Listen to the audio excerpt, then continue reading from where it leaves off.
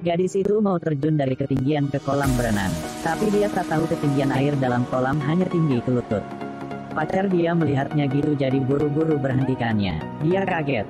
Kekasihan, dia tergelincir. Selanjutnya itulah pemandangan sangat bencana. Laki-laki ini bernama Day. Hari itu, dia sedang berenang dalam kolam. Staf menarik kait. Pada sistem drainase operasional, staf memanggil Day balik sisi kolam. Tetapi telepon berdering mengaruh dengan suaranya. Staf menambahkan anjing di samping. Setelah dia tarik koper, Day masih di kolam. Belum menyadari ada apa ketidakberesan. Dia masih di tengah kolam dan tidur. Pada waktu ini, air masih surut. Selama-lama, sunyi gombrongan anjing membuat dia bangun. Kali ini dia menyadari bahwa lingkungannya tidak biasa. Kolam ini sedalam 8 meter. Sekarang sudah hampir melihat dasarnya. Dia kaget. Buru-buru berenang ke sisi kolam. Cobalah untuk melompat, tetap tidak titik tumpu. Dia melekat pada tepi lampu. Tetapi tidak hanya gagal, jarinya terpotong. Dia membawa tempat tidur ponton. Coba banyak kali tapi semuanya gagal. Tiba-tiba, dia lihat HP-nya lewat kaca reflektif. Dia melepas ikat pinggangnya, ikat salah satu ujungnya ke kaca. Gunakan satu-satunya alat di tubuh pada saat ini, ulangi gerakan. Tetapi semuanya tidak ada tindakan. Dia putus asa, minta bantuan dengan suara keras. Tetapi sekarang tempat ini gak ada orang. Pada waktu ini, teleponnya berdering dan getar keras. HP pelan-pelan meluncur ke kolam. Day melihat begitu. Dia dengan cepat membuat pose, bersiap-siap menangkap HP ketika HP jatuh. Matanya dipenuhi dengan antisipasi. Tetapi pada waktu ini, anjing di pinggir kolam tidak tahu melihat apa. Dia mengongong dan jatuh ke kolam. Day melihat anjing yang berjuang di pinggir kolam, lalu melihat HP yang jatuh akan. Akhirnya, dia memutuskan yang sulit. Dia cepat berenang ke arah Anjang. Memakai tempat tidur ponton bantu Anjang naik pinggir kolam. Balik melihat HP. Sekarang terlambat untuk kembali. Beruntung HP masih terhubung ke kabel pengisi daya. Day cepat gereran ke sana. Coba berlomba kali lagi. Tidak hati-hati, HP jatuh ke kolam. Sampai dia mengambilnya, HP sudah tidak bisa pakai. HP ini bukan dari Cina. Dia harus coba cara yang lain. Dia memakai handuk untuk menutup menguras. Tetapi tengah-tengah terjebak. Pada waktu ini, seorang sipir masuk. Sipir melihat tidak ada orang, meninggalkan makanan dan pergi segera. Day berjuang dengan waktu yang lama, akhirnya muncul dari air. Dia sangat capek. Dia naik ke mengapung dan istirahat sebentar. Akhirnya, dia tidur lagi. Pada waktu ini, pacar dia datang. Roy tak tahu kolam ini ketidakberesan. Dia mau mengejutkan pacar yang sedang tidur. Setelah terjadi pemandangan di awal video.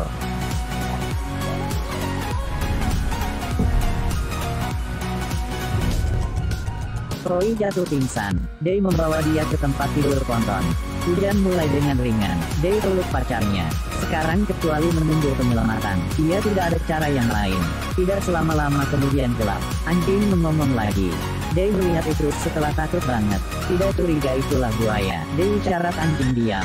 Tetapi detik terus. Buaya sudah jatuh ke kolam. Buaya jatuh ke kolam. Day dalam krisis ekstrim. Dia menyelam ke air untuk menemukan posisi yang ada buaya. Beruntung, buaya ini sudah kenyang. Jadi tidak rencana menyerang dengan 2 orang. Akhirnya, Fajar menyingsing. Pada waktu ini, air dalam kolam sudah mengering. Day melihat luka Koi masih keluar darah yang tanpa berhenti. Dia mau pacarnya berhenti darah keluar. Tetapi keliling ada bisa memakai. Dia melihat buaya di jarak tidak jauh. Di mulutnya bergulungan lakban. Dia pelan-pelan mendekati. Setelah perjuangan ideologis yang sengit, dia memutuskan mengambil gulungan lakban dalam mulut buaya. Dia pelan-pelan angkat tangan. Tiba-tiba anjing mengonggong, membuat dia sangat takut. Dia isyarat anjing diam, terus kata sendiri, pasti mendapat lakban itu. Dia menahan napas.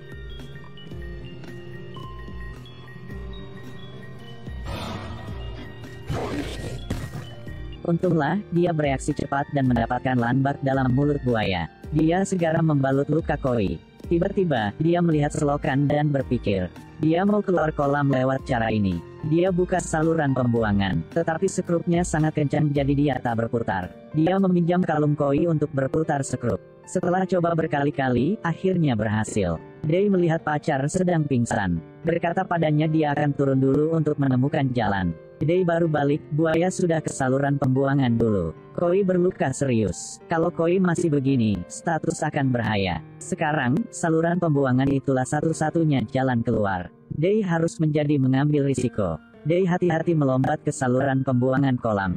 Cari sebentar lagi. Akhirnya dia sudah melihat arah keluar jarak tidak jauh dengan kolam. Tetapi pintu keluar itu sudah dikunci. Dia coba buka, tetapi gak bisa. Saat ini, Day lihat kaca reflektif di pinggir kolam.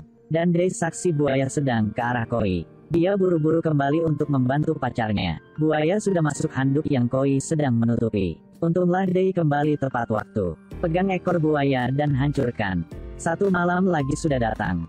Dua orang baik lapar maupun haus. Pada saat ini, Day melihat Anjang di pinggir kolam dengan sebungkus makanan di mulusnya. Dia baik meminta maupun merayu. Akhirnya, Anjung sudah melemparkan sebungkus makanan ke kolam. Berkat bantuan itu, dua orang sudah bisa hidup terus. Day menderita diabetes. Dia harus menyuntik pasti waktu. Kesadarannya berangsur-angsur kabur. Dulu dia pingsan. Dia sudah menulis bantu di permukaan kolam dengan lakban. Sampai dia bangun, dia ketemu pacarnya menggoyangkan tubuhnya. Malam ini, hujan keras. Dua orang sudah bersembunyi di bawah tempat tidur ponton. Mereka harus menoleransi setiap hujan di wajah. Mereka melewati satu malam lagi, pada hari keempat. Day melihat di samping ada telur buaya. Dia berpura-pura pingsan. Day nunggu budaya pergi ke samping. Dan jatuh pada perangkap yang dia membuat. Day cepat-cepat menutup saluran pembuangan.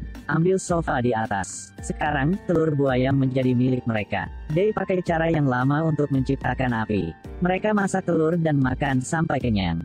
Setelah beres makan, kebugaran pemulihan. Dua orang kerjasama untuk keluar kolam. Tetapi tempok kolam terlalu tinggi jadi mereka masih gagal. Sekarang mereka punya satu cara, itulah membuat buaya kembali kolam. Setelah itu, mereka ke saluran pembuangan untuk cari jalan keluar. Dua orang gerak sofa. Mereka membantu buaya kembali. Koi cepat-cepat turun selokan. Dia menyadari di tangannya tidak ada cincin. Cincin itulah hadiah lamaran yang diberikan oleh Day.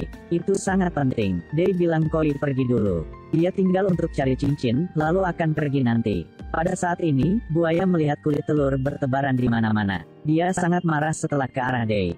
Day mau ke saluran pembuangan untuk mencari Koi. Dia lari dengan cepat. Pada saat yang sama, buaya juga bergegas masuk. Day mau ke saluran pembuangan untuk mencari Koi. Day lari dengan cepat. Pada saat yang sama, buaya juga bergegas masuk.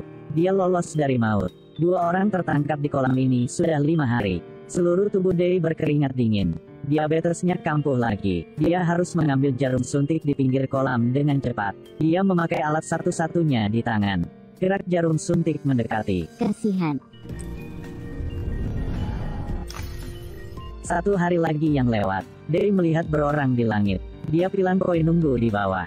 Sedangkan dia panggil bantu. Ketika dia sampai, dia menyadari itulah perangkat terbang. Saat ini, angin kencang muncul. Sepotong kawat besi ditiup ke kolam. Kasihan, di kawat besi semuanya duri tajam yang kecil. Tak ada waktu untuk pikir. Day berpegangan ke kawat besi, menahan rasa sakit untuk memanjat.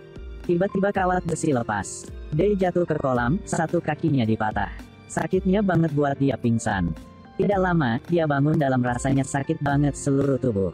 Angkat kepala untuk lihat, buaya sedang menggigit kakinya. Hari berjuang dengan mati-matian, memegang satu-satunya senjata di tangan untuk berjuang. Akhirnya, serangan buaya sudah dihentikan. Dia berlompat ke saluran pembuangan kali lagi. Kali ini, dia coba merangkak ke arah yang berlawanan. Dia memang mencari arah keluar yang lain. Dia coba membuka saluran pembuangan. Secercah harapan menyala. Day tertawa. Pada waktu dia keluar, pemandangan di mata membuat dia harus putus asa. Tempat ini ialah kolam yang lain.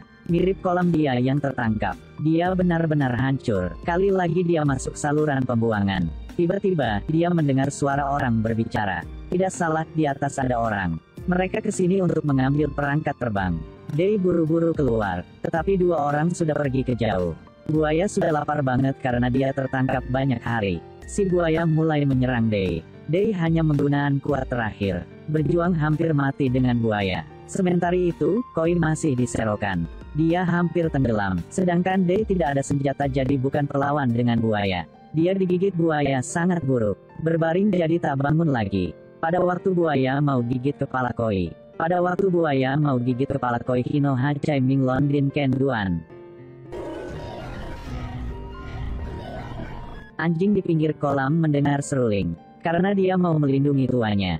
Jadi ia terjun ke kolam. Dan digantung di tengah dengan rantai. Sementara itu, Koi tenggelam di bawah selokan. Dei marah melihat berada batang besi di tanah. Dia mengambilnya. Gunakan kekuatannya menusuk buaya di mulut. Akhiri hidupnya. Koi mengambil 2 kaki anjing. Naik ke tali. Setelah itu, dia buka selokan dan bantuan Koi. Untunglah, dia sudah menyelamatkan hidup Koi tepat waktu. 2 orang tertangkap 7 hari 7 malam. Pakaian semua cara untuk hidup. Dari harapan sampai keputusasaan. Tetapi pemeran utama Dei, dari awal sampai akhir, dia selalu berada memegang satu ide. Itulah kehidupanan, hidup berharapan. Laki-laki ini membuat kita harus mengagumi. Kagumi Karen rohani yang gigih. Meskipun putus asa tetapi jangan menyerah.